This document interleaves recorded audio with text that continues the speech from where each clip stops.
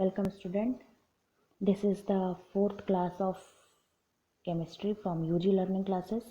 इससे पहले कि अगर आपको वीडियो देखनी है तो आप हमारे चैनल की प्लेलिस्ट में भी देख सकते हैं और हमारे लिंक जो है वो डिस्क्रिप्शन में भी नीचे की तरफ दी हुई है, उसमें से भी आप देख सकते हैं.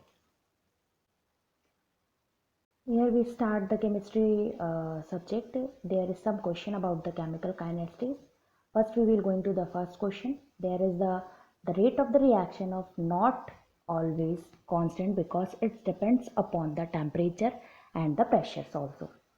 आप सभी जानते हैं रेट ऑफ रिएक्शन क्या होती है. The change of the concentration product और a reactant by time interval. ठीक है, जैसे जैसे टाइम इंक्रीज होगा या टाइम आगे की तरफ बढ़ेगा, रेट ऑफ रिएक्शन क्या होती जाएगी अकॉर्डिंग टू द रिएक्टेंट और प्रोडक्ट के अकॉर्डिंगली चेंज होती जाएगी.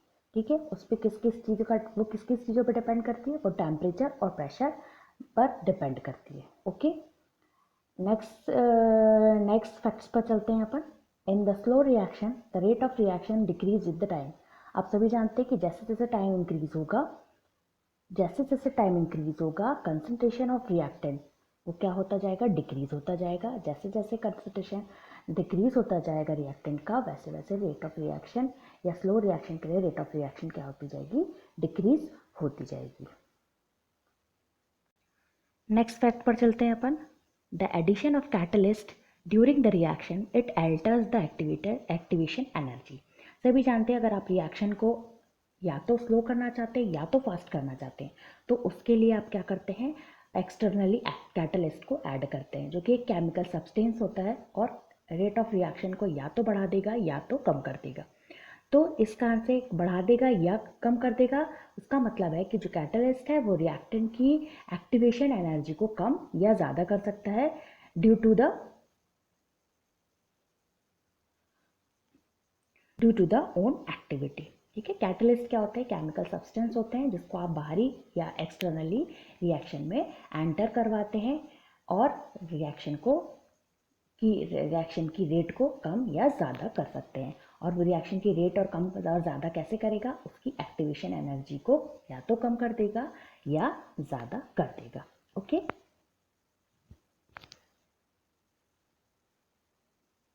नेक्स्ट फैक्ट पर चलते हैं अपन. Fact number 4. A reaction involving the two different reactant can never be unimolecular. अगर रिएक्शन में केवल एक रिएक्टेंट है तो वो हमेशा यूनिमोलिकुलर होगा और यदि एक से ज़्यादा रिएक्टेंट है तो वो कभी भी यूनिमोलिकुलर नहीं होगी, वो डाई होगी, ट्राई होगी या टेट्रा होगी. ठीक है, जैसे आप यहाँ देख रहे हैं फॉर एग्जाम्पल के लिए NH4NO2 it gives N2+2H2. That is NH4NO2 is only one reactant. That means this reaction is also be a unimolecular. पर यदि दो एक से ज़्यादा रिएक्शन है तो वो कभी भी कैसी यूनिमोलिकुलर नहीं होगी. ओके स्टूडेंट, नेक्स्ट क्वेश्चन पर चलते हैं अपन. Threshold energy is the minimum energy which is the colloiding molecule must have for effective collision. Threshold energy एक तरह की काइनेटिक एनर्जी होती है जो मॉलिक्यूल्स के पास होती है और आपस में टकराने के थ्रू ही क्या होता है, प्रोडक्ट का फॉर्मेशन होता है. जितनी स्पीड से मॉलिक्यूल क्या होंगे, आपस में टकराएंगे या रिएक्टेंट मॉलिक्यूल जितनी स्पीड से आपस में टकराएंगे उतनी ही स्पीड से क्या होगा, प्रोडक्ट का फॉर्मेशन होगा. तो वो जितनी एनर्जी उनके पास होगी या जितनी काइनेटिक एनर्जी उन मॉलिक्यूल्स के पास होगी, that is the threshold energy. Okay student, next fact पर चलते हैं अपन. Fact number 6. When the initial concentration of the reactant is double in reaction, the half-life period is not affected. The order of reaction is first. जैसे कि आप सभी जानते हैं कि ऑर्डर ऑफ रिएक्शन जो होती है, zero order, first order, second order, third order की रिएक्शंस आपने पढ़ी होगी. तो आप सभी जानते हैं कि फर्स्ट ऑर्डर रिएक्शन में अगर कंसंट्रेशन में अगर आप चेंजेस करते हैं तो उसकी हाफ लाइफ में कोई भी चेंज नहीं होगा. ओके, अगर आप कंसंट्रेशन में चेंज करते हो तो फर्स्ट ऑर्डर रिएक्शन की हाफ लाइफ में कोई भी चेंज नहीं होगा. इसका मतलब है कि उसका हाफ लाइफ है that is T half is not dependent on its reactant concentration. Okay, next factor पे चलते हैं अपन. Steric factor is refers to the orientation of the molecule which contribute to effective collision.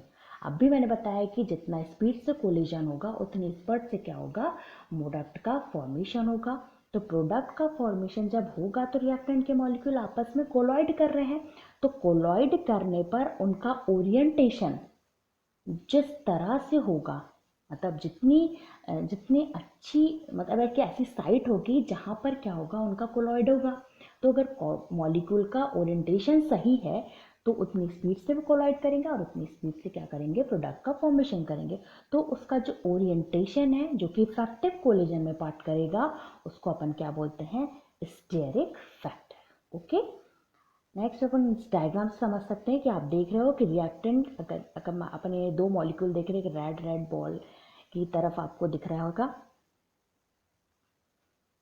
एक second, जैसे आप देख रहे हो कि यहाँ पे ये जो मॉलिक्यूल है रेड कलर की, ये मॉलिक्यूल भी कैसा है, रेड कलर का।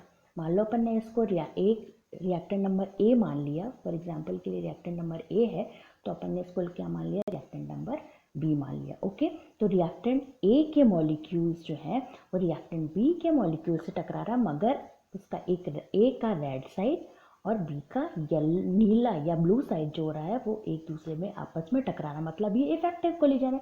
तो इस फैक्टर को अपन क्या बोलेंगे, स्टेरिक फैक्टर। अगर ये रेड साइड इससे टकराता, हो सकता है उसका कोलिजन क्या होता, इफेक्टिव नहीं होता।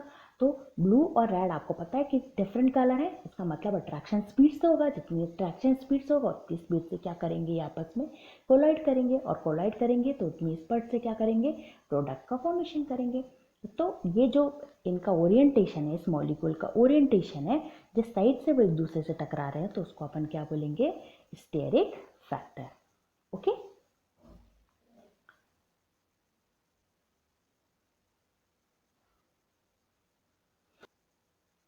नेक्स्ट फैक्टर पे चलते हैं, factor number 8। Half life of a third order reaction is the inversely proportional to square of initial concentration of the reactant. अगर आप थर्ड ऑर्डर रिएक्शन के लिए देखते हैं तो थर्ड ऑर्डर रिएक्शन का जो हाफ लाइफ पीरियड होता है वो इनिशियल कंसंट्रेशन, किसकी इनिशियल कंसंट्रेशन, रिएक्टेंट के इनिशियल कंसंट्रेशन के इनवर्सली प्रोपोर्शनल होता है।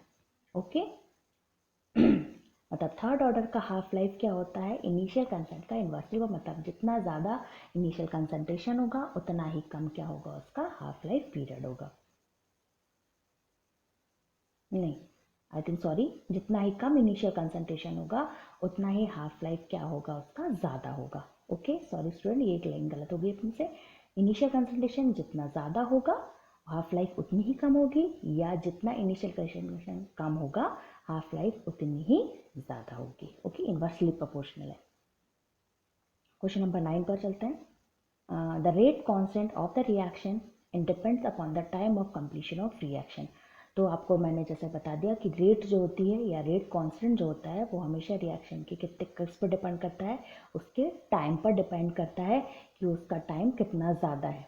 मतलब रिएक्शन का कांस्टेंट क्या होगा, हमेशा रिएक्शन के कंप्लीशन के टाइम पर डिपेंड करेगा। लास्ट पर चलते हैं अपन, लास्ट स्लाइड पे चलते हैं। A reaction in which reactants are converted into product follows the second order kinetics. If the concentration of reactant is increased by 4 times, the role of formation of product will be increased 16 times. आपको पहली line बता दूं कि पहली line में क्या लिखा हुआ है, ये कैसी है, सेकेंड ऑर्डर है। इसका मतलब रिएक्शन का आपने रिएक्शन का कंसंट्रेशन कैसा कर दिया है, जस्ट डबल कर दिया, पावर में 2 लगा दिया।